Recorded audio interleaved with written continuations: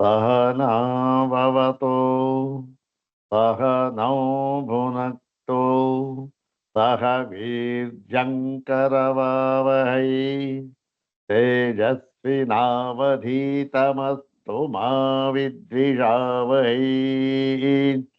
ओम शांति शांति शांति। ओम शंकरं शंकराचार्यं केशवं बादरायणं सूत्रभाष्यकृतौ वन्दे भगवन्तौ पुनः पुनः। सूत्रभाष्य प्रणेतारौ वेदान्ताब्जप्रभाकरौ वन्दे परस्परात्मानौ बादरायणशङ्करौ श्रुतिस्मृतिपुराणानाम् आलयं करुणालयं नमामि भगवत्पादं शङ्करं लोकशङ्करं नमामि भगवत्पादशङ्करं लोकशङ्करम् वन्दे तं सच्चिदानन्दं यतिवर्यं महामतिं वेदवेदान्तसारज्ञं सद्गुरुं प्रणतोऽस्म्यहम् सदाशिवसमारम्भां शङ्कराचार्यमध्यमाम् अस्मदाचार्यपर्यन्तां वन्दे गुरुपरम्पराम्। अग्रे उपस्थितेभ्यः भवद्भ्यः सर्वेभ्यो जिज्ञासुभ्यः हार्दान् प्रणामान् समर्पयामि। ब्रह्मसूत्र शांकर भाष्ये तृतीयाध्याये तृतीये पादे त्रिसूत्रात्मकेऽस्मिन् तृतीये अन्यथात्वाधिकरणे तृतीये अन्यथात्वाधिकरणे तदुपनिबद्धं द्वितीयं सूत्रम् इदानीं द्विवारं पठित्वा तस्मिन् अधिकरणे उपनिबद्धं द्वितीयं सूत्रम् इदानीं द्विवारं पठित्वा सूत्रार्थं तद्भाष्यभागं च यथाचार्यानुग्रहं विचारयामः। इदं सूत्रं पादादितः सप्तमं सूत्रम्। पादादितः सप्तमं सूत्रम्। अस्मिन् अधिकरणे द्वितीयं सूत्रम्। सर्वाग्रे शंकर भगवत् पूज्यपादानां प्रशस्ति श्लोकमेकं पठित्वा तेषां पादारविन्दयोः शिरसा प्रणिपत्य अनुग्रहं च प्राप्य प्रकृतं सप्तमं सूत्रं तद्भाष्यभागं च यथाचार्यानुग्रहम् इदानीं विचारयामः। सर्वाग्रे भगवत्पादानां प्रशस्ति श्लोकमेकं द्विवारं पठामः। ओम विज्ञानवादौ तौ विज्ञानशून्यवादौ तौ तौ गतौ श्रुत्यसम्मतौ खण्डितौ येन तं वन्दे शङ्करं शान्तमानसम्। ॐ विज्ञानशून्यवादौ तौ तौ गतौ श्रुत्यसम्मतौ खण्डितौ येन तं वन्दे शङ्करं शान्तमानसम्। अथ श्रीमच्छङ्कर भगवतः कृतौ शारीरकमीमांसा भाष्ये तृतीये साधनाध्याये तृतीये पादे तृतीयम् अन्यथात्वाधिकरणम्। ओम अन्यथात्वं शब्दादिति चेन्ना विशेषात् ओम न वा प्रकरण भेदात् परोपरीयस्त्वादिवत् ओम संज्ञातश्चेत्तदुक्तमस्ति तु तदपि। इमानि ತಾನಿ ಸರ್ವಾಣಿ ತ್ರೀಣಿ ಸೂತ್ರಾಣಿ ಅಸ್ಮಿನ್ ಅನ್ಯಥಾತ್ವಾಧಿಕರಣೆ ಉಪನಿಬದ್ಧಾನಿ ಭಗವತಾ ಆಚಾರ್ಯೇಣ ಬಾದರಾಯಣೇನ ಇದಾನೀಂ ತಸ್ಮಿನ್ ಅಧಿಕರಣೆ ಪ್ರಕೃತಂ ಸೂತ್ರಂ ತಸ್ಮಿನ್ ಅಧಿಕರಣೆ ದ್ವಿತೀಯಂ ಸೂತ್ರಂ ಇದಾನೀಂ ಪಶ್ಯಾಮಃ ಸರ್ವಪ್ರಾಥಮ್ಯೇನ ತತ್ ಸೂತ್ರಂ ಪ್ರಕೃತಂ ಸೂತ್ರಂ ದ್ವಿವಾರಂ ಪಠಾಮಃ.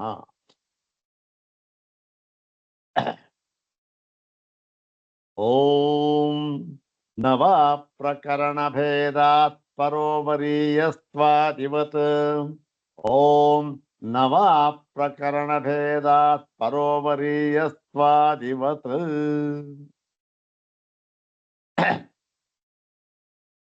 ಹಿಂದಿನ ಸೂತ್ರದಲ್ಲಿ ಅನ್ಯಥಾತ್ವಂ ಶಬ್ದಾದಿತ್ಯೇನ್ನ ವಿಶೇಷ ಎಂಬತಕ್ಕಂತಹ ಸೂತ್ರ,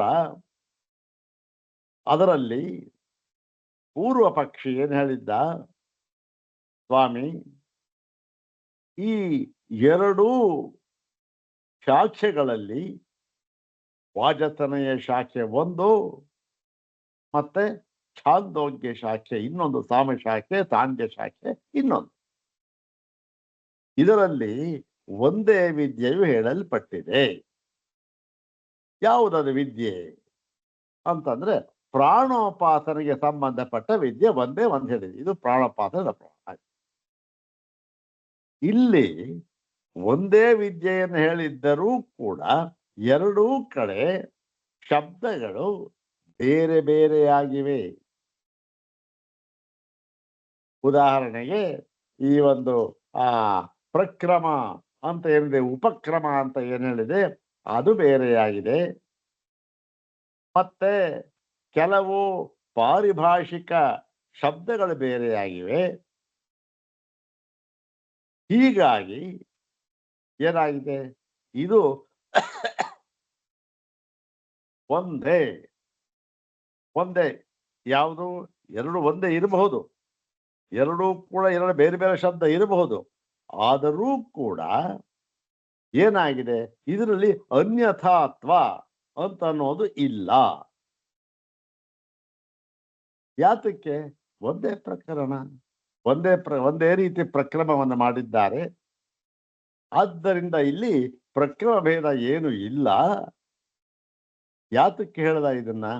ಹಿಂದೆ ಸರ್ವ ವೇದಾಂತ ಪ್ರತ್ಯಯಂ ಚೋದನಾದ್ಯ ವಿಶೇಷಾತ್ ಎನ್ನುವ ಆ ಸರ್ವ ಪ್ರತ್ಯಯ ಅಧಿಕರಣದಲ್ಲಿ ಏನ್ ಹೇಳಿದ್ರು, ಎಲ್ಲ ಶಾಖೆಗಳಲ್ಲಿ ಹೇಳಿರತಕ್ಕಂತಹ ವಿದ್ಯೆಗಳಿದೆಯಲ್ಲ, ಅವು ಎಲ್ಲವೂ ಒಂದೇ ಆಗಿದೆ.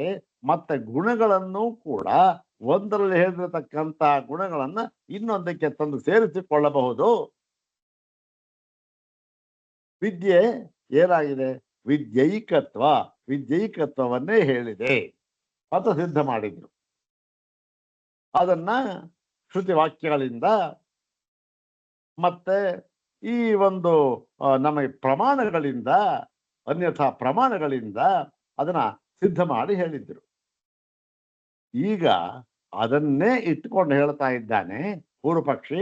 ನೋಡಿ ಸ್ವಾಮಿ, ನೀವು ಹೇಳಿದ್ರಲ್ಲ, ಅದು ಆ ಒಂದು ನ್ಯಾಯದಂತೆ ಇಲ್ಲಿ ಏನಾಗಬೇಕು, ಇಲ್ಲಿ ಒಂದು ಪಕ್ಷ ಬೇರೆ ಬೇರೆಯಾಗಿ ಹೇಳಿದ್ದರೂ ಕೂಡ ಇಲ್ಲೂ ಕೂಡ ಒಂದೇ ಅಂತ ತಿಳಿಬೇಕು ಅಷ್ಟೇ. ನೀವೇ ಹೇಳಿದ್ರಲ್ಲ, ಸಿದ್ಧ ಮಾಡಿ ತೋರಿಸಿದ್ರಲ್ಲ ಅಂತ ಹೇಳಿ. ಯಾತಕ್ಕೆ ಇಲ್ಲಿ ಬಾದರಾಯಣರು ಈ ಅಧಿಕರಣವನ್ನ, ಈ ಒಂದು ಸೂತ್ರವನ್ನ, ಈ ಪ್ರಕೃತ ಸೂತ್ರ, ಇದು ಸಿದ್ಧಾಂತ ಸೂತ್ರ, ಇದು ಯಾವುದು ಈಗ ನಾವು ನೋಡ್ತಾ ಇರತಕ್ಕಂಥ ಎರಡನೆಯ ಸೂತ್ರ, ಆ ಒಂದು ಅಧಿಕರಣದಲ್ಲಿ ಎರಡನೆಯ ಸೂತ್ರ ಇದೆಯಲ್ಲ, ಇದು ಸಿದ್ಧಾಂತ ಸೂತ್ರ. ಮೊದಲನೆಯದು ಅನ್ಯಥಾತ್ವಂ ಶಬ್ದಾದಿತ್ಯೇನ್ನ ವಿಶೇಷಾತ್. ಅನ್ಯಥಾತ್ವ ಶಬ್ದಾದ್ ಇತಿ ಚೇತ್ ನ ಅವಿಶೇಷಾತ್ ಅಂತಕ್ಕಂಥದ್ದು, ಅದು ನಾವು ಹಿಂದೆ ನೋಡಿದ್ದೇವಲ್ಲ, ಅದು ಪೂರ್ವ ಪಕ್ಷ ಸೂತ್ರ. ಇದು ಸಿದ್ಧಾಂತ ಸೂತ್ರ. ಏನು ಸಿದ್ಧಾಂತ ಸೂತ್ರ? ಒಂದು ಪಕ್ಷ ಜಿಜ್ಞಾಸುಗಳು ಹಿಂದೆ ಹೇಳಿದ ಒಂದು ನ್ಯಾಯವನ್ನ ಇಟ್ಕೊಂಡು ಇಲ್ಲೂ ಕೂಡ ಇಲ್ಲಿ ಈ ಒಂದು ಪ್ರಾಣೋಪಾಸನೆ ಉದ್ಗೀತ ವಿದ್ಯೆ ಅಂತ ಏನು ಹೇಳಿದ್ದಾರೆ, ಉದ್ಗೀತೋಪಾಸನೆ ಅಂತ, ಇದರಲ್ಲೂ ಕೂಡ ಎರಡು ಒಂದೇ, ಛಾಂದೋಗ್ಯದಲ್ಲಿ ಹೇಳಿರತಕ್ಕಂಥದ್ದು ಒಂದೇ, ಇದರಲ್ಲಿ ಹೇಳಿರತಕ್ಕಂಥದ್ದು ಒಂದೇ ಎಂದು ತಿಳಿದುಕೊಂಡು ಬಿಟ್ಟಾರು ಎಂಬುದಾಗಿ ತಿಳಿದು ಬಾದರಾಯಣಾಚಾರ್ಯರು ಈ ಒಂದು ಸೂತ್ರ ಹೇಳಿದ್ರು. ಇಲ್ಲ ಇಲ್ಲ, ನಾವು ಹೇಳಿದ್ವಿ, ಆದರೂ ಕೂಡ ಇಲ್ಲಿ ಏನಾಗಿದೆ, ಇದು ಇಲ್ಲಿ ನ ಮೊದಲನೇ ಸೂತ್ರ ಪ್ರಾರಂಭವಾಗಿರ್ತಕ್ಕಂಥದ್ದೇನ ವಾ ಅಂತಕ್ಕಂಥದ್ದೇನು ಅವಧಾರಣಾರ್ಥ. ಅವಧಾರಣಾರ್ಥ ಏನು? ಇಲ್ಲ ಇಲ್ಲ, ಇಲ್ಲವೇ ಇಲ್ಲ ಅಂತ. ಏನು ಇಲ್ಲ ಅಂತಕ್ಕಂಥದ್ದು ಅದನ್ನು ನಾವು ಆ ಒಂದು ಅಧ್ಯಾಹಾರವಾಗಿರುತ್ತೆ, ಕೆಲವು ಪದಗಳು ಅದನ್ನು ಸೇರಿಸ್ಕೊಂಡು ನೋಡಬೇಕು. ಒಟ್ಟಿನಲ್ಲಿ ಇದು ಸಿದ್ಧಾಂತ ಸೂತ್ರ. ಇಲ್ಲಿ ನಾವು ಹಿಂದೆ ಹೇಳಿದ ಹಾಗೆ ವಿದ್ಯೈಕತ್ವ ಎನ್ನುವುದನ್ನು ಇಲ್ಲಿ ಅನ್ವಯ ಮಾಡಿಕೊಳ್ಳಬೇಕಾದ್ದಿಲ್ಲ. ಇಲ್ಲ ಅಂತಲ್ಲ, ವಾ ಇಲ್ಲವೇ ಇಲ್ಲ, ವೈ ಇಲ್ಲವೇ ಇಲ್ಲ ಅಂತ ಹೇಳಿ ಅದಕ್ಕೆ ಕಾರಣವನ್ನು ಕೊಟ್ಟು ಉದಾಹರಣೆಯನ್ನು ಕೊಡ್ತಾ ಇದ್ದಾರೆ. ಯಾಕೆಂದ್ರೆ ಒಂದು ಕಾರಣ ಕೊಟ್ಟರು, ಪ್ರಕರಣ ಭೇದ. ಇಲ್ಲಿ ಪ್ರಕರಣ ಭೇದ ಇದೆ, ಉಪಕ್ರಮ ಭೇದ ಅಂತಕ್ಕಂಥದ್ದು ಇದೆ. ಮತ್ತು ಯಾವುದರಂತೆ ಅಂತಂದ್ರೆ ಪರೋವರೀಯಸ್ವಾದಿವತ್, ಪರೋವರೀಯತ್ವವೇ ಮುಂತಾದವುಗಳಂತೆ. ಎಲ್ಲ ಪೂರ್ವಮೀಮಾಂಸೆಗೆ ಸಂಬಂಧಪಟ್ಟಿದ್ದು ಏನದು ಅಂತಕ್ಕಂಥದ್ದು ಮುಂದೆ ಹೇಳ್ತಾರಂದ್ರೆ ನೋಡೋಣ. ವಿದ್ಯೈಕತ್ವ ಸಂಭವಿಸುವ ಹಾಗೆ ಇಲ್ಲ ಇಲ್ಲಿ, ಎಲ್ಲಿ? ಈ ಪ್ರಕರಣದಲ್ಲಿ, ಇಲ್ಲಿ ಪ್ರಕೃತ ಅಂತಕ್ಕಂಥದ್ದು ಈ ಸೂತ್ರದ ಒಂದು ಅರ್ಥ. ಇದರ ಪದವಿಭಾಗ ಅನ್ವಯ ಅರ್ಥ ನೋಡಿ ಭಾಷ್ಯಭಾಗ ನೋಡಿದ್ರೆ ಚೆನ್ನಾಗಿ ಗೊತ್ತಾಗುತ್ತೆ. ಓಂ ನವ ಪ್ರಕರಣ ಭೇದಾತ್ ಪರೋವರೀಯಸ್ವಾದಿವತ್. ಓಂ ನವ ಪ್ರಕರಣ ಭೇದಾತ್ ಪರೋವರೀಯಸ್ವಾದಿವತ್ ದೃಷ್ಟಾಂತ ಇದೆ. ನ ಇಲ್ಲಿ ವೈ ಅಂತ ಇಟ್ಕೋಬಹುದು, ಅಥವಾ ವಾ ಅಂತ ಬೇಕಾದ್ರೆ ಇಟ್ಬೋದು. ಅದನ್ನ ಸಂಧಿ ಮಾಡಿದ್ರೆ ವಾ ಅಂತ ಆಗುತ್ತೆ, ಇದು ವೈ ಅಂತ. ವೈ ಪ್ರಕರಣ ಭೇದ ಪರೋವರೀಯಸ್ವಾದಿವತ್ ಇತಿ ಚತುಷ್ಪದಾತ್ಮಕಮಿದಂ ಸೂತ್ರಂ. ನ ವೈ ಪ್ರಕರಣ ಭೇದಾತ್ ಪರೋವರೀಯಸ್ವಾದಿವತ್. ಇಲ್ಲಿ ಈ ವೈ ಅಂತಕ್ಕಂಥ ಪದವಿಭಾಗ ಮಾಡಿದ್ದು ಏನಾಗಿದೆ, ನವ ಅಂತಕ್ಕಂಥದ್ರ ಮುಂದೆ ಈ ಸ್ವರಾಕ್ಷರಗಳಿದ್ರೆ ಆಗ ಅದು ವೈ ಅಂತ ಇರ್ತಕ್ಕಂಥದ್ದು ವಾ ಆಗುತ್ತೆ. ಇಲ್ಲಿ ಸ್ವರಾಕ್ಷರ ಏನು ಇಲ್ಲ, ಪ್ರಕರಣ ಅಂತಕ್ಕಂಥ ವ್ಯಂಜನವೇ ಇದೆ. ಆದರೂ ಕೂಡ ಇಲ್ಲಿ ಆ ವ ಅಂತನ್ನುವ ಅರ್ಥಕ್ಕೆ ಅವಧಾರಣ ಅರ್ಥದಲ್ಲಿ ಬಂದಿದೆ ಅಂತಕ್ಕಂಥದ್ದು ವಿವಕ್ಷಿತಾಂಶ. ಹೀಗೆ ಪ್ರಕರಣ ಇದು ಚತುಷ್ಪದಾತ್ಮಕ ಸೂತ್ರಂ. ಅನ್ವಯ ಏನಾಗುತ್ತೆ? ಮೊಟ್ಟ ಮೊದಲು ನ ಅಂತ ಹೇಳಿದ್ರು, ಅಂದ್ರೇನು? ಇಲ್ಲ. ಇಲ್ಲ ಅಂತಂದ್ರೆ ಏನಿಲ್ಲ? ಅದಕ್ಕೆ ಹೇಳಿದ್ರು ಇಲ್ಲ ಅಂತ ಅಲ್ಲ. ನೋಡಿ ಪೂರ್ವ ಪಕ್ಷಗಳೇ, ಸಿದ್ಧಾಂತ ಸೂತ್ರ ತಾನೇ ಇದು. ನೋಡಿ ಪೂರ್ವ ಪಕ್ಷಗಳೇ, ವೈ ಅದೇನು? ಇಲ್ಲ, ಸರ್ವಥಾ ಇಲ್ಲ, ಸರ್ವಥಾ ಆಗೋದಿಲ್ಲ. ಏನಿಲ್ಲ, ಏನಿಲ್ಲ, ಏನಾಗೋದಿಲ್ಲ, ಏನಾಗೋಲ್ಲ ಅಂತಂದ್ರೆ ಇದನ್ನು ನಾವು ಸೇರಿಸ್ಕೊಳ್ಬೇಕು. ಹತ್ರ ಅಂದ್ರೆ ಏನು? ಅಸ್ಮಿನ್ ಪ್ರಕರಣೆ ವಿದ್ಯೈಕತ್ವಂ. ಇದು ಅರ್ಥಾನ ಪ್ರಕೃತ. ಇಲ್ಲಿ ಅತ್ರ ಅಸ್ಮಿನ್ ಪ್ರಕರಣೆ ವಿದ್ಯೈಕತ್ವಂ ನ ವೈ ಅಂತ. ಅತ್ರ ವಿದ್ಯೈಕತ್ವಂ ನ ವಾ. ಅದೇ ಇಲ್ಲಿ ಈ ಪ್ರಕರಣದಲ್ಲಿ ವಿದ್ಯೈಕತ್ವವು ನ ಅಂದ್ರೆ ನ ಪ್ರಸಜ್ಯತೆ, ವಿದ್ಯೈಕತ್ವವು ಸಂಭವಿಸುವ ಹಾಗೇ ಇಲ್ಲ ಅಂತಕ್ಕಂಥ. ಈ ಪ್ರಕರಣದಲ್ಲಿ ಈ ಪ್ರಕರಣ ಯಾವುದು? ಅದು ಒಂದು ಉಪಾಸನಾ ಪ್ರಕರಣ. ಇದು ಉದ್ಗೀತೋಪಾಸನೆ ಅಂತ ಹೇಳಿದ್ದಾರೆ. ಇದು ಪ್ರಾಣೋಪಾಸನೆ ಸಂಬಂಧಪಟ್ಟಿದ್ದು. ಪ್ರಾಣೋಪಾಸನೆಗೆ ಉದ್ಗೀತವರು ಹೇಳಿದ್ದರೂ ಕೂಡ ಅದನ್ನು ಹೇಗೆ ಹೇಳಿದ್ದಾರೆ, ಯಾವ ರೀತಿ ಹೇಳಿದ್ದಾರೆ, ಅದೇ ಒಂದು ಸ್ವತಂತ್ರವಾದ ಉಪಾಸನೆ. ಏನು ಅದ್ರ ಮುಂದೆ ಬರುತ್ತೆ, ಇವಾಗ ಭಾಷೆಯಲ್ಲಿ ಬರುತ್ತೆ, ನೋಡಿದಾಗ ಗೊತ್ತಾಗುತ್ತೆ. ಕೊಟ್ಟಿದ್ದೇನೆ. ಈ ಒಂದು ಸಂದರ್ಭದಲ್ಲಿ ವಿದ್ಯೈಕತ್ವ ಎರಡೂ ಶಾಖೆಗಳಲ್ಲಿ ಯಾವುದು? ಒಂದು ತಾಂಡ್ಯ ಶಾಖೆ, ಇನ್ನೊಂದು ವಾಜಸನೇಯಕ ಶಾಖೆ. ಇವೆರಡೂ ಶಾಖೆಗಳಲ್ಲಿ ಒಂದೇ ವಿದ್ಯೆ ಹೇಳಲ್ಪಟ್ಟಿದ್ದರೂ ಕೂಡ ವಿದ್ಯೈಕತ್ವ ನ ಪ್ರಸಜ್ಯತೆ ಅಸ್ಮಿನ್ ಸಂದರ್ಭೆ ಪ್ರಕರಣೆ. ವಿದ್ಯೈಕತ್ವ ಸಂಭವಿಸುವುದು ಆಗಿಲ್ಲ. ಯಾತಕ್ಕೆ ಸ್ವಾಮಿ? ನೀವೇ ಹೇಳಿದ್ರಲ್ಲ, ಇಷ್ಟೊತ್ತು ಸಿದ್ಧ ಮಾಡಿದ್ರಲ್ಲ, ಸರ್ವ ವೇದಾಂತ ಪ್ರತ್ಯಂ. ಕುತಃ ಅಂದ್ರೆ ಪ್ರಕರಣ ಭೇದ. ಯಾಕೆ ಅಂತಂದ್ರೆ ಇಲ್ಲಿ ನೋಡಿ, ಉಪಕ್ರಮ ಮಾಡಿರ್ತಕ್ಕಂಥದ್ದೇ ಬೇರೆ ಬೇರೆಯಾಗಿ, ಏನು ಇಲ್ಲೇ ಬೇರೆ ಅಲ್ಲೇ ಬೇರೆ, ಈ ಸಂದರ್ಭವೇ ಬೇರೆ ಆ ಸಂದರ್ಭವೇ ಬೇರೆ, ಎರಡರಲ್ಲೂ ಕೂಡ ಈ ಒಂದು ಪ್ರಕ್ರಮ ಉಪಕ್ರಮ ಅಂತಕ್ಕಂಥದ್ದು ಭಿನ್ನ ಭಿನ್ನವಾಗಿ ಕಂಡು ಬರುತ್ತಿವೆ. ಅದು ಹೇಗೆ? ಪೂರ್ತಿಯಾಗಿ ಭಿನ್ನ ಭಿನ್ನವಾಗಿ ಕಂಡು ಬರ್ತಾರೆ. ಅಲ್ಲ ಸ್ವಾಮಿ, ಭಿನ್ನ ಭಿನ್ನವಾಗಿ ಕಂಡು ಬಂದಿದ್ರೂ ಕೂಡ ಒಂದೇ ವಿದ್ಯೆಯು ಒಂದೇ ಅಂತ ನಾವು ತಿಳ್ಕೊಳ್ಬೇಕು ಅಂತ ಹಿಂದೆ ಹೇಳಿದ್ರಲ್ಲ ನೀವು ಅಂತಂದ್ರೆ, ಇಲ್ಲ ಇಲ್ಲ, ಇದು ಯಾರು ಹೇಳ್ತಾ ಇದ್ದಾನೆ? ಪೂರ್ವ ಮೀಮಾಂಸಕ. ಅದಕ್ಕೆ ಪೂರ್ವ ಮೀಮಾಂಸಕರಿಗೆ ಹೇಳ್ತಾ ಇದ್ದಾರೆ ಇವರು ಸಿದ್ಧಾಂತಿಗಳು. ನೋಡಪ್ಪ, ಹಾಗೆ ಇಲ್ಲ, ನಾವು ಹೇಳಿದ್ವಿ ಅಂದ ಮಾತ್ರಕ್ಕೆ ಅದನ್ನ ಇಲ್ಲೂ ಇಟ್ಕೊಳ್ಬೇಕಾದ್ದಿಲ್ಲ. ಯಾಕೆ ಅಂತಂದ್ರೆ, ಒಂದು ಉಪಕ್ರಮ ಭೇದ ಇದೆ, ಇನ್ನೊಂದು ನಿಮ್ಮ ಒಂದು ದರ್ಶನದಲ್ಲೇ, ಎಲ್ಲಿ ಪೂರ್ವ ಮೀಮಾಂಸಾ ದರ್ಶನದಲ್ಲೇ ಈ ರೀತಿಯಾದ ಸಂದರ್ಭಗಳು ಬಂದಿವೆ. ಏನು? ವಿದ್ಯೆ ಅಂತಕ್ಕಂಥದ್ದು ವಿದ್ಯೈಕತ್ವಕ್ಕೆ ವಿರೋಧವಾಗಿ ವಿದ್ಯಾಭೇದವನ್ನು ಹೇಳತಕ್ಕಂಥದ್ದು. ಒಂದೇ ವಿದ್ಯೆ ಆದರೂ ಕೂಡ ಬೇರೆ ಬೇರೆ ಶಾಖೆಗಳಲ್ಲಿ ಅದನ್ನು ಹೇಳಿದ್ದರೂ ಕೂಡ ಅದೇನು ವಿದ್ಯೈಕತ್ವ ಅಂತಕ್ಕಂಥ ಸಂಭವಿಸುವ ಹಾಗಿಲ್ಲ ಅನ್ನುವುದಕ್ಕೆ ಪೂರ್ವ ಮೀಮಾಂಸಾ ಶಾಸ್ತ್ರದಲ್ಲೇ ನಮಗೆ ಉದಾಹರಣೆಯು ಕಂಡು ಬರುತ್ತದೆ. ಹೌದೇ ಸ್ವಾಮಿ? ಎಲ್ಲಿ? ಅದನ್ನ ನೋಡಿ ಹೇಳ್ತೇವೆ ಇವಾಗ ಅಂತ ಹೇಳಿ ಈ ಸೂತ್ರ ಅದು. ಅಲ್ಲೇನಾಯ್ತು ಇವಾಗ ನೋಡಿ, ಅತ್ರ ವಿದ್ಯೈಕತ್ವಂ ನ ಪ್ರಸಜ್ಯತೆ ಅಸ್ಮಿನ್ ಪ್ರಕರಣೆ. ಕುತಃ? ಕಸ್ಮಾತ್ ಕಾರಣಾದಿತ್ಯುಕ್ತೆ ಪ್ರಕರಣ ಭೇದಾತ್ ಉಪಕ್ರಮ ಭೇದಾತ್.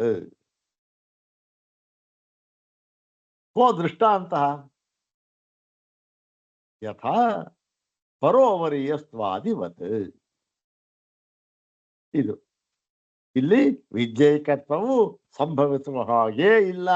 ಏಕೆಂದರೆ ಪ್ರಕ್ರಮದಲ್ಲಿ ಭೇದವಿರುವುದರಿಂದ ಮತ್ತೆ ಅದಕ್ಕೆ ದೃಷ್ಟಾಂತ ರೂಪವಾಗಿ ಪರೋವರೀಯತ್ವ ಎಂಬುದನ್ನ ಈ ಪೂರ್ವ ಮೀಮಾಂಸಾ ಶಾಸ್ತ್ರದಲ್ಲಿ ಹೇಳಿದೆ. ಅದನ್ನ ಪರೋವರೀಯತ್ವ ಅಂತ ಏನು ಅಂತ ಅನ್ನೋದು ಮುಂದೆ ಬರುತ್ತದೆ. ಪರೋವರೀಯತ್ವ ಅಂತ ಹೆಚ್ಚು ತಿಳಿಬೇಕು, ಅದು ಇಲ್ಲೇ ಅದನ್ನ ಮುಂದೆ ನೋಡೋಣ. ಪರೋವರೀಯತ್ವೇ ಮುಂತಾದವುಗಳಂತೆ ಅಂತ ಇದು ಸೂತ್ರಕ್ಕೆ ಅರ್ಥವಾಯಿತು. ಇದು ಸಿದ್ಧಾಂತ ಸೂತ್ರ.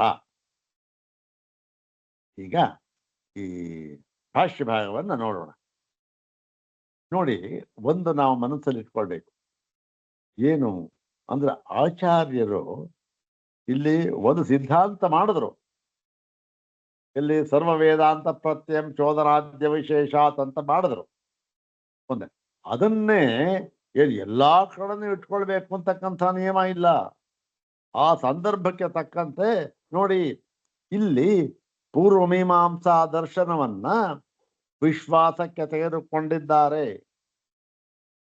ನೋಡಿ, ಇಲ್ಲಿ ಹೇಳಿದೆ ನೋಡಿ, ಅದನ್ನ ನಾವು ಒಪ್ತೇವೆ. ಪ್ರಕರಣ ಪರೋವರೀಯಸ್ವಾದಿವತ್.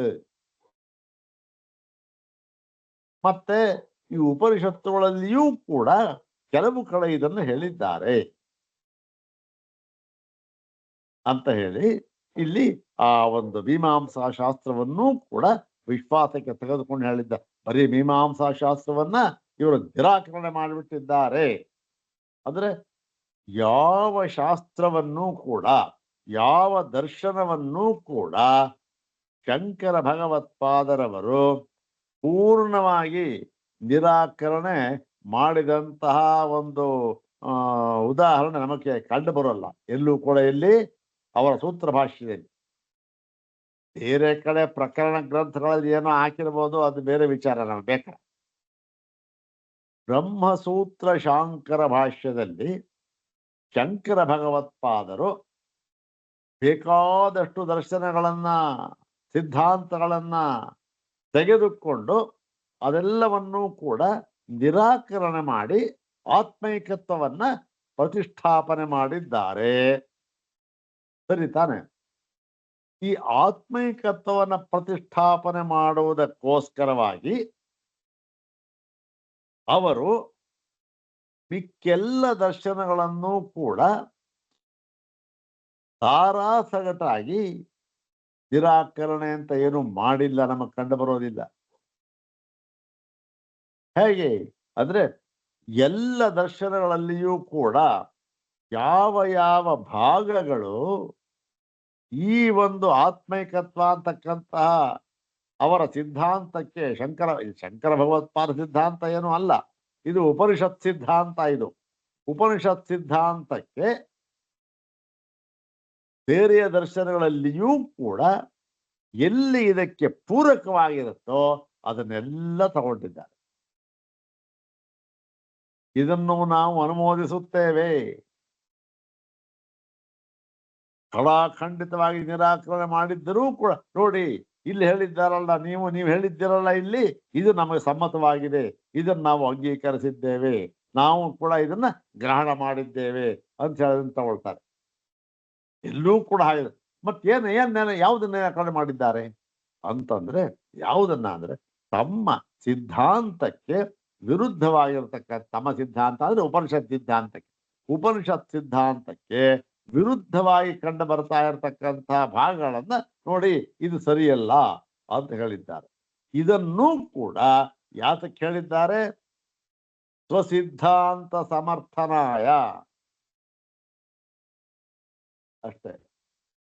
ತಮ್ಮ ಸಿದ್ಧಾಂತವನ್ನ ಸಮರ್ಥನೆ ಮಾಡೋ ಉಪನಿಷತ್ ಸಿದ್ಧಾಂತವನ್ನು ಸಮರ್ಥನೆ ಮಾಡುವುದಕ್ಕಾಗಿ ಅನ್ಯ ದರ್ಶನಗಳಲ್ಲಿ, ಅನ್ಯ ಸಿದ್ಧಾಂತಗಳಲ್ಲಿ ಇರತಕ್ಕಂತಹ ದೋಷವನ್ನು ಹೇಳಿದ್ದಾರೆ. ನೋಡಪ್ಪ, ಇಲ್ಲಿ ಈ ತರ ದೋಷ ಇದೆ ಹೀಗೆ ಹೇಳಿದ್ದಾರೆ.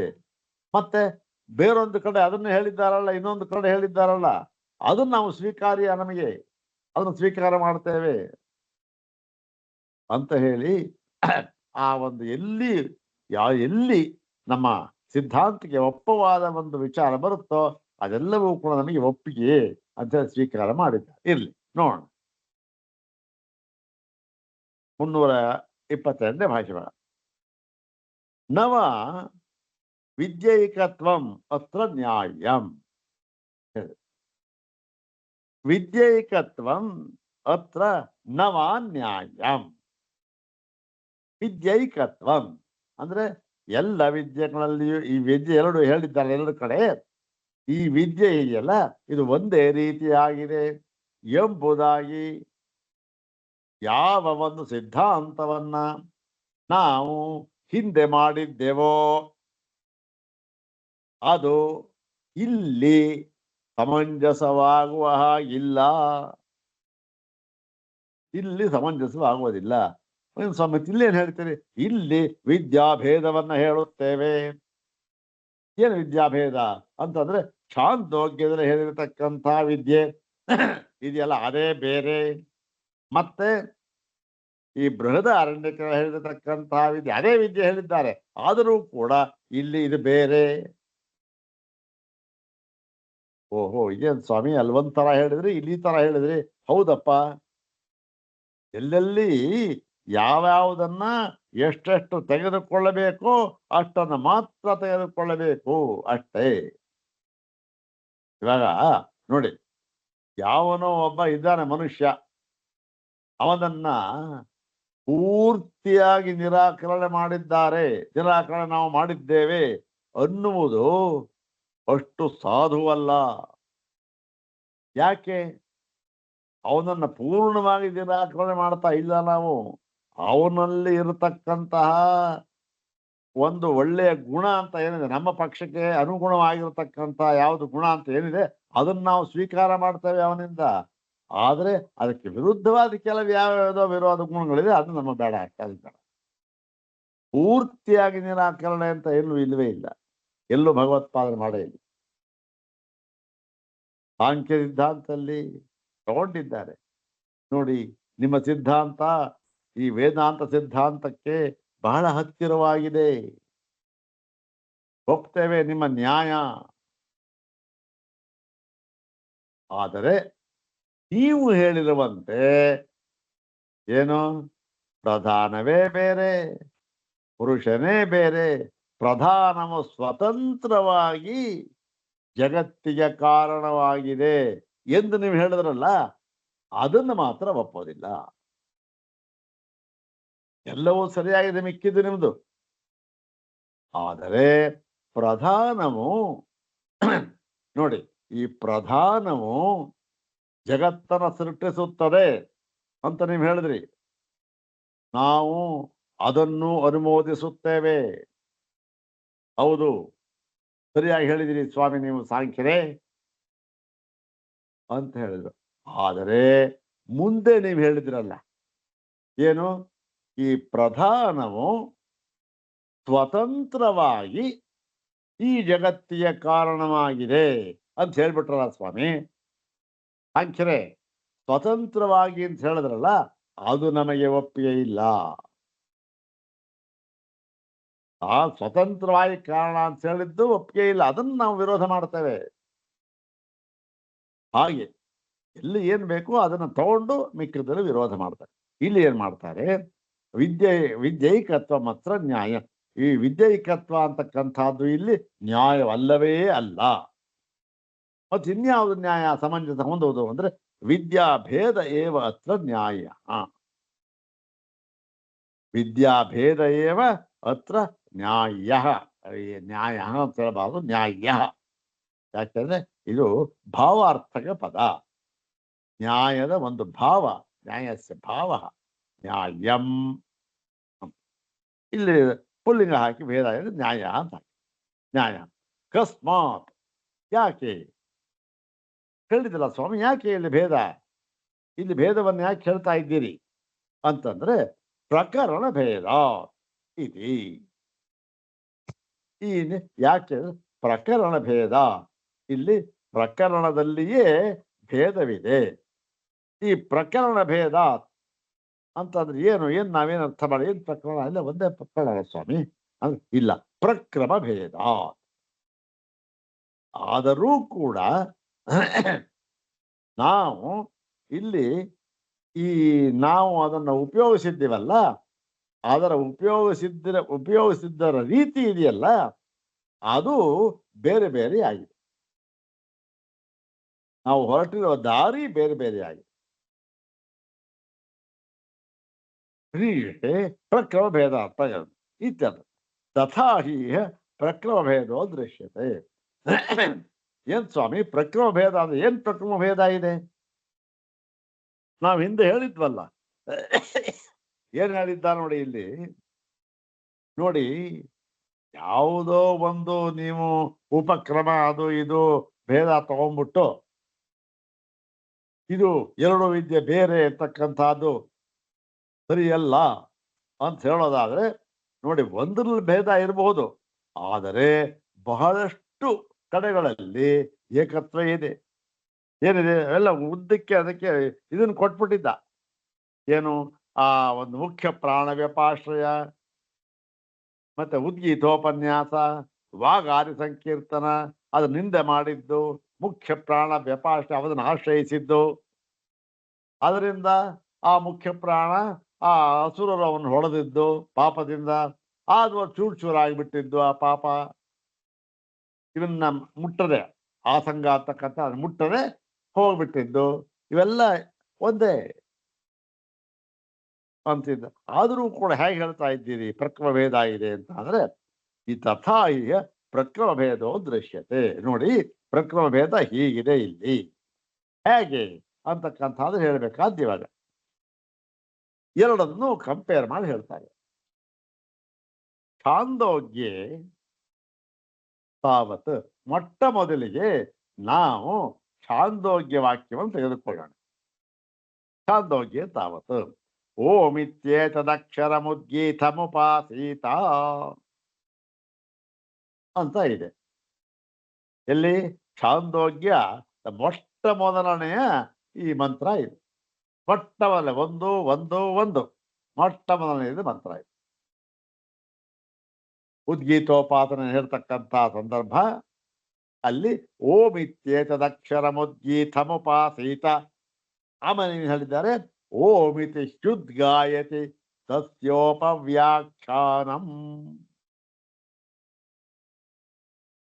ಓಮಿತಿ ಹಿ ಉದ್ಗಾರಯತಿ ತಸ್ಯ ಉಪಾಖ್ಯಾನಂ ಅಂತ ಅಲ್ಲಿ ಆ ಒಂದು ಓಮಿತ್ಯೇತದಕ್ಷರ ಮುದ್ಗೀತಮುಪಾಸೀತ ಎನ್ನುವ ವಿಧಿವಾಕ್ಯದಿಂದ ಇದು ಪ್ರಾರಂಭವಾಗಿದೆ. ಎಲ್ಲಿ?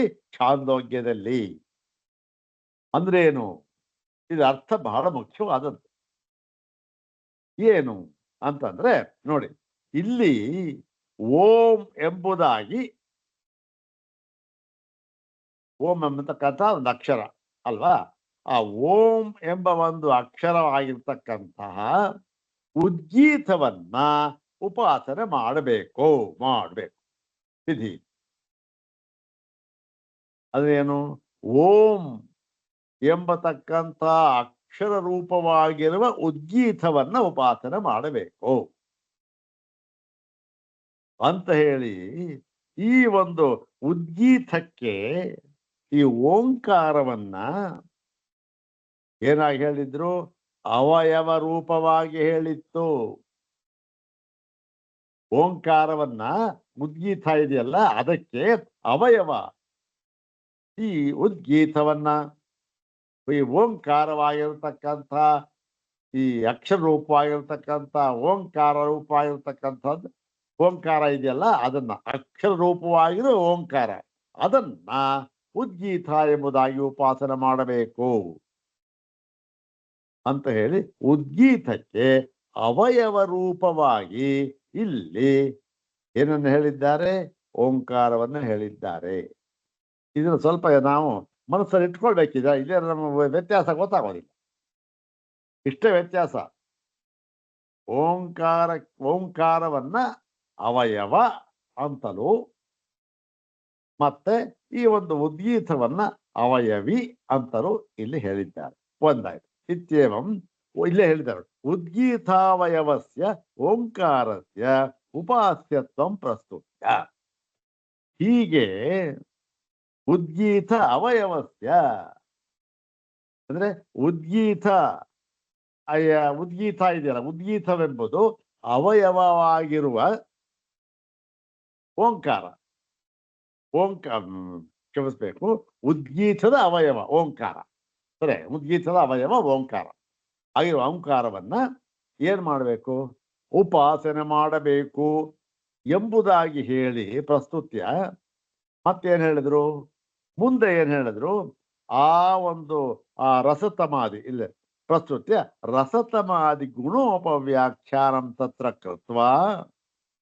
ಅಲ್ಲಿ ಅದಕ್ಕೆ ಈ ಪೃಥ್ವಿ ಅಪ್ಪು ಇದೆಯಲ್ಲ ಅದಕ್ಕೆಲ್ಲ ರಸಗಳನ್ನೇ ರಸತಮವಾಗಿರ್ತಕ್ಕಂಥದ್ದು ಹೇಳಿ ಯೇಷಾಂ ಭೂತಾನಾಂ ಪೃಥ್ವಿ ರಸಃ ಅಂತ ಹೇಳಿ ಈ ಎಲ್ಲ ಭೂತಗಳಿಗೂ ಕೂಡ ಪೃಥ್ವಿಯು ರಸವಾಗಿದೆ, ಪೃಥಿವಿಯ ಆಪೋ ರಸಃ, ಪೃಥ್ವಿಗೆ ಅಪ್ಪು ರಸವಾಗಿದೆ ಅಂತ ಉದ್ದಕ್ಕೂ ಹೇಳಿ ಕೊನೆಗೆ ಏನ್ ಹೇಳಿದ್ರು? ಸಾಮ್ನಃ ಉದ್ಗೀತೋ ರಸಃ ಅಂದ್ರೆ ಈ ಸಾಮಗಳಿಗೆ ಉದ್ಗೀತವು ರಸವಾಗಿದೆ ಅಂತ ಹೇಳಿ ಇಲ್ಲಿ ರಸತಮಾದಿ ಗುಣೋಪವ್ಯಾಖ್ಯ ರಸತಮವಾಗಿದೆ. ಉದ್ಗೀತಕ್ಕೆ ಉದ್ಗೀತ ಏನಾಗಿದೆ? ಸಾಮ್ನ ಉದ್ಗೀತೋ ರಸ. ಈ ಸಾಮಕ್ಕೆ ಉದ್ಗೀತವು ರಸತಮವಾಗಿದೆ ಅಂತ ಹೇಳಿ ಉದ್ಗೀತಕ್ಕೆ ರಸತಮಾದಿ ಗುಣಗಳನ್ನು ಹೇಳಿ ಮತ್ತು ತಕೃತ ಅಥ ಖಲು ಏತಸ್ಯೈವಾಕ್ಷರಸ್ಯ ಉಪವ್ಯಾಖ್ಯಾನಂ ಭವತಿ. ಮುಂಚೆ ಹೇಳಿದ್ರಲ್ಲ, ಓಮಿತ್ಯೇತದಕ್ಷರ ಉದ್ಗೀತಮುಪಾಸೀತ ಓಮಿತಿ ಉದ್ಗಾಯತಿ ತಸ್ಯ ಉಪವ್ಯಾಖ್ಯಾನಂ. ಇಷ್ಟೆಲ್ಲ ರಸತಮತ್ವ ಹೇಳಿ ಉದ್ಗೀತಕ್ಕೆ ಅಲ್ಲಿಂದ ಮುಂದಕ್ಕೆ ಗುಣವನ್ನ ಉಪವ್ಯಾಖ್ಯಾನ ಮಾಡಿದ್ದಾರೆ. ಉಪವ್ಯಾಖ್ಯಾನ ಭವತಿ ಇತಿ ಪುನರಪಿ ತಮೇವ ಉದ್ಗೀತ ಅವಯವಂ. ಇಲ್ಲಿ ನೋಡಿ, ಪುನರಪಿ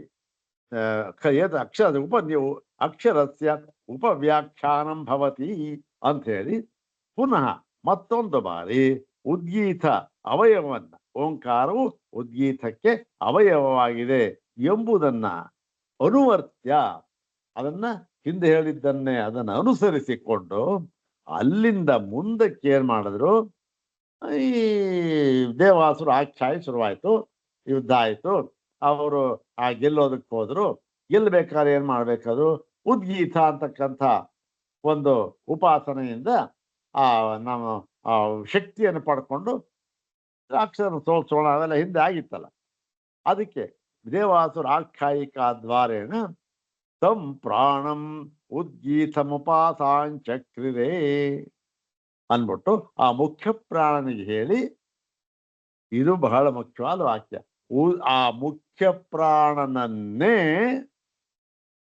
ಉದ್ಗೀತವೆಂದು ಉಪಾಸನೆ ಮಾಡಿದರು. ಏನಾಯ್ತು?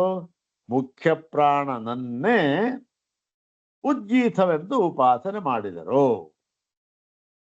ಹೋಗ್ತಾನೆ ಅಲ್ಲೇನ್ ಹೇಳಿದ ಬೃಹದಾರಣ್ಯಕದಲ್ಲಿ, ಉದ್ಗೀತನನ್ನೇ ಮುಖ್ಯ ಪ್ರಾಣವೆಂದು ಉಪಾಸನೆ ಮಾಡುವಂತಲ್ಲ, ಅಲ್ಲಿ ಮುಖ್ಯ ಪ್ರಾಣನನ್ನು ಉದ್ಗೀತದ ಉದ್ಗಾನಕ್ಕಾಗಿ ಅವ್ರನ್ನ ಕಳಿಸ್ಕೊಟ್ರು. ಮುಖ್ಯ ಪ್ರಾಣನ ನೀನು ಉದ್ಗಾನ ಮಾಡು ಅಂತ ಕಳಿಸ್ಕೊಟ್ರು. ಅದು ಹಿಂದೆ ಆಗಿತ್ತಲ್ಲ ಕರ್ತೃವನ್ನ.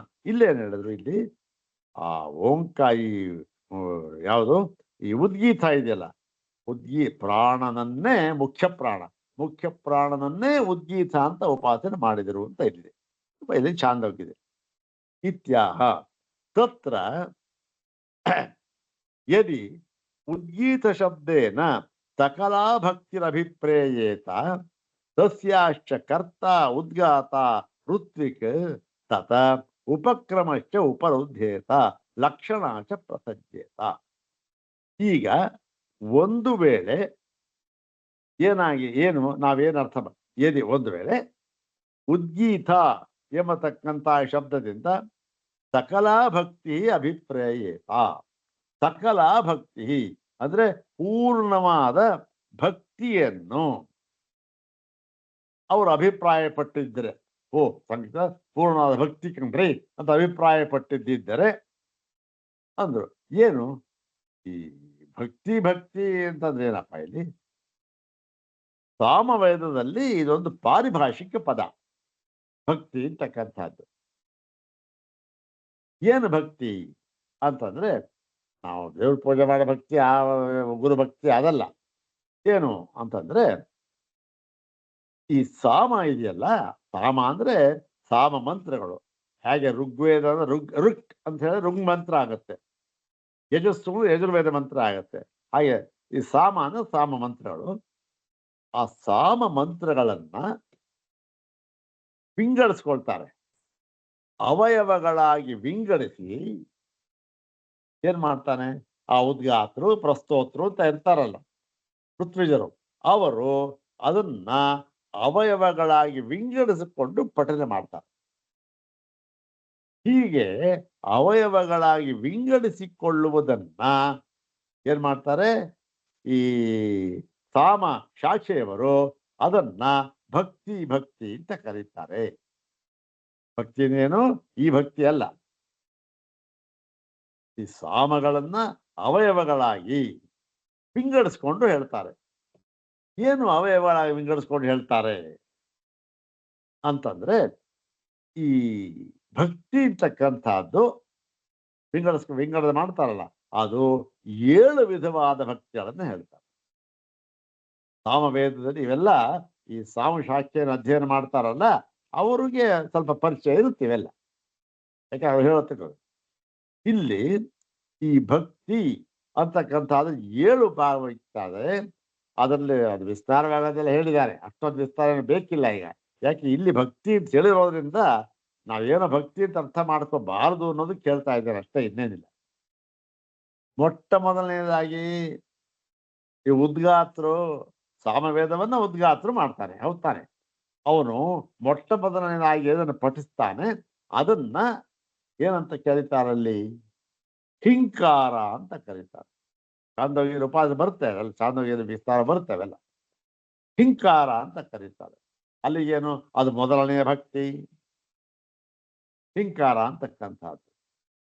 ಮತ್ತೆ ಪ್ರಸ್ತೋತೃ ಅಂದ್ರೆ ಈ ಒಂದು ಅಥರ್ವ ಶಾಖ್ಯವನು ಅವನು ಗಾನ ಮಾಡ್ತಾನಲ್ಲ ಸಾಮದ ಅವಯವ, ಅದಕ್ಕೆ ಪ್ರಸ್ತಾವ.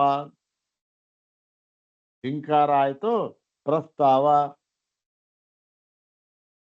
ಮತ್ತೆ ಈ ಒಂದು ಉದ್ಗಾತರು ಮಾಡ್ತಾನಲ್ಲ ಅದರದ್ದು ಉದ್ಗೀತ, ಮೂರಾಯ್ತು.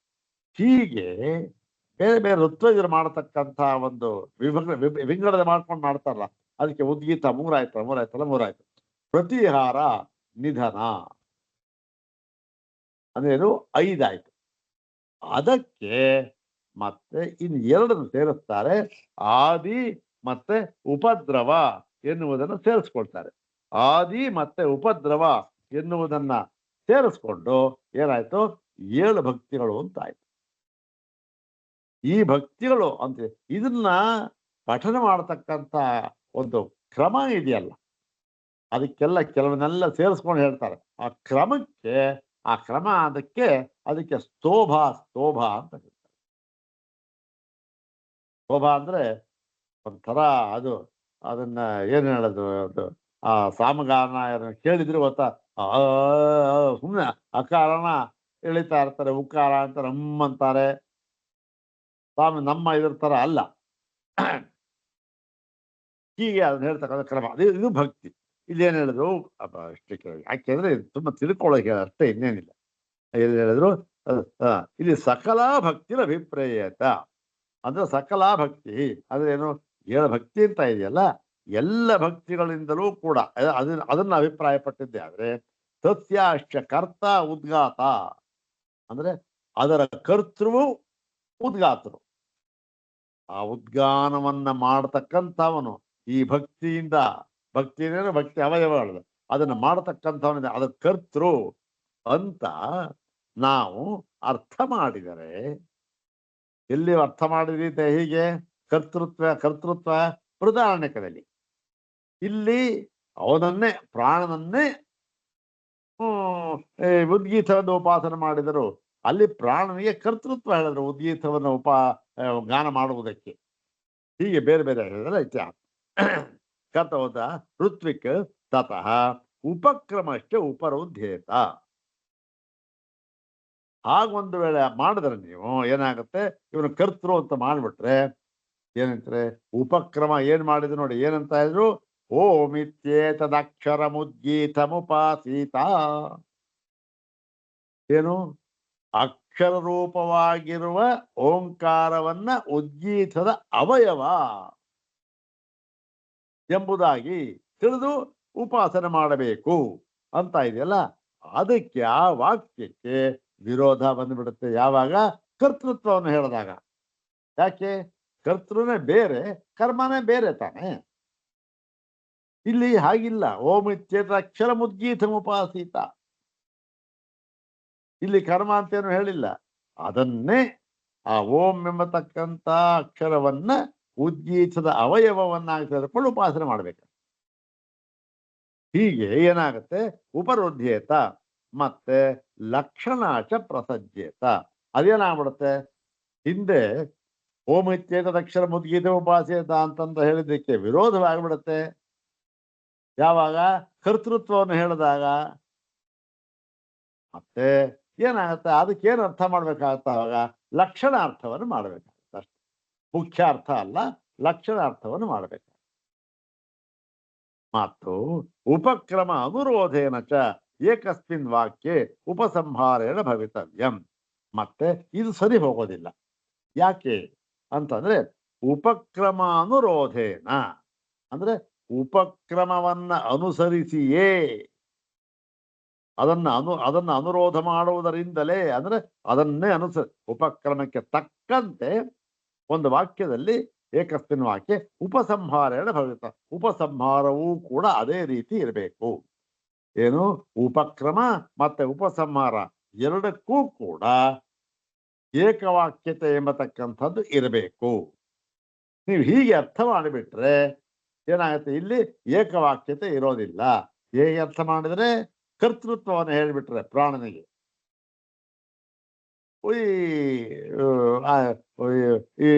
ಈ ಅರ್ಥ ಹೊಂದೋದಿಲ್ಲ ಅಂತ ಹೇಳಿ ತಸ್ಮಾತ್ ಅತ್ರ ತಾವತ್ ಉದ್ಗೀತಾವಯವೇ ಓಂಕಾರೆ ಪ್ರಾಣದೃಷ್ಟಿ ಉಪದಿಶ್ಯತೆ.